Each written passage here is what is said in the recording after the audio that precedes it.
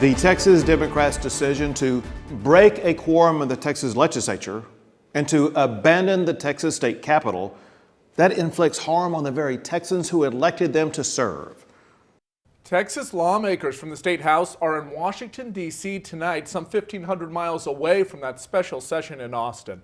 Thanks for being with us at 10. I'm Todd Unger. And I'm Naya Gonzalez. Those state lawmakers say they are fighting for Texas voting rights. 25 News reporter Jarrell Baker has more. Several Texas Democratic leaders are already in Washington, D.C. and plan to stay there until legislation during the special session changes.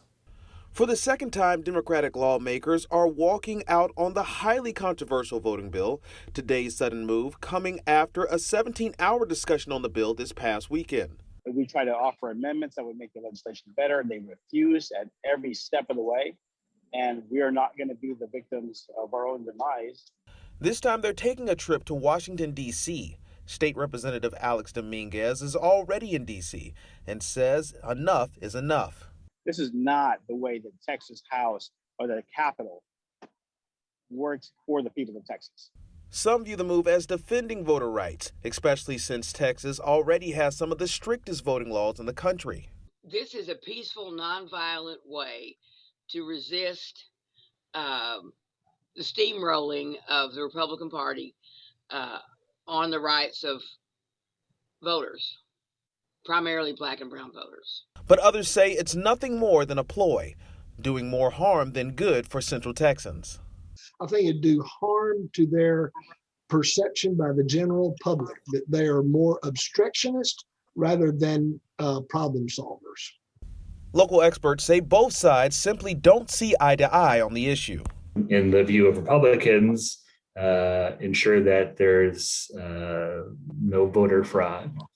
In the view of Democrats and probably most election officials, I think they would argue that voting fraud is typically very rare. And so their concern is that this is going to just limit access to voting. Democratic lawmakers in the Lone Star State are also finding issues with other legislation this special session, including bills on critical race theory. Dominguez says he, along with other election officials, are willing to wait as long as it takes until they find a middle ground. I packed for 30 days. My intent is not to return this session. They're going to have to really make some great concessions, get rid of their dog whistle bills that are doing nothing more but inflame their base, get them all excited, helping them fundraise for 2022. This is not. Governor Abbott has the power to arrest lawmakers as long as they're in Texas. He can also ask for another special session where the voting rights bill could be brought up again. It's important to note that Republican lawmakers have made some changes to the bill, but only time will tell if they can reach a common ground. In Bell County, Jarrell Baker, 25 News. Jarrell, thank you. Texas Speaker Dade Phelan released a statement saying in part, quote, "These actions put at risk state funding that will deny thousands of hardworking staff members and their families a paycheck, health benefits, and retirement investments so that legislatures who broke quorum can flee to Washington, D.C. in private jets." Several state Democrats sounded off on Twitter earlier today. State Rep Diego Bernal tweeted, quote, saying that voting is a sacred right that needs our protection, not be a game with rules that can be rigged to guarantee winners and losers. It's my job and duty to keep that from happening.